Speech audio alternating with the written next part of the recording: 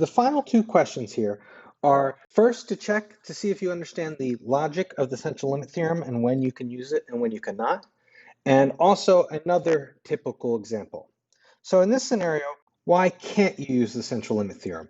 So suppose widgets take on average 2.4 minutes to make with standard deviation of 0.2 minutes. What's the likelihood a random sample of 25 widgets has an average production time above 2.6 minutes? So you might look at this and say, okay, what's the likelihood a random sample of 25 widgets? So it's not talking about one widget, it's talking about a group of widgets.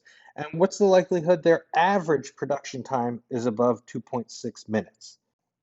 So as this question reads here, this should make you think of the central limit theorem. However, we can't use the central limit theorem. And why not? In this case, n is equal to 25. So it's lower than that threshold of 30.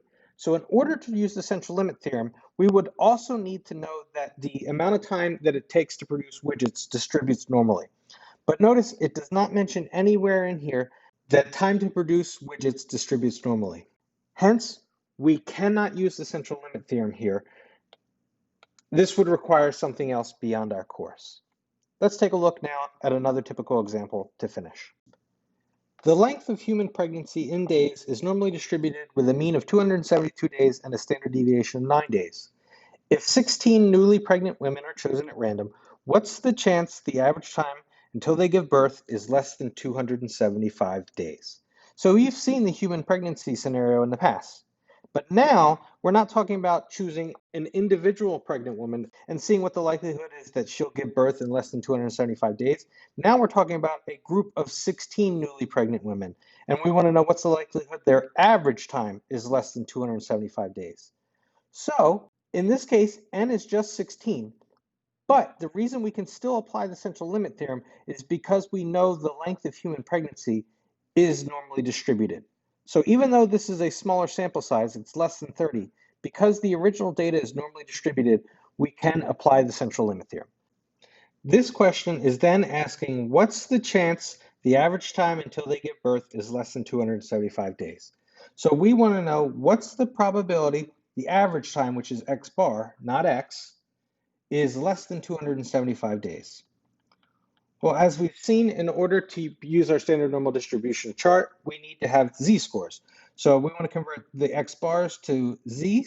So we want the probability that z is less than, and the z-score we're looking for is x bar is 275 minus mu sub x bar, which is the same thing as mu, which is this right here, over sigma sub x bar.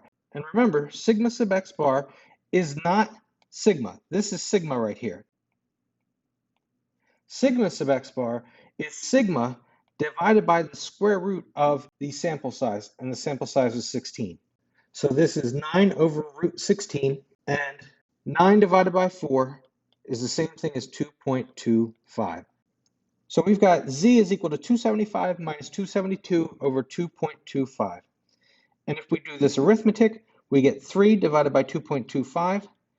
And now if we round this division to the nearest hundredths, we get 1.33. So we want the probability that z is less than 1.33.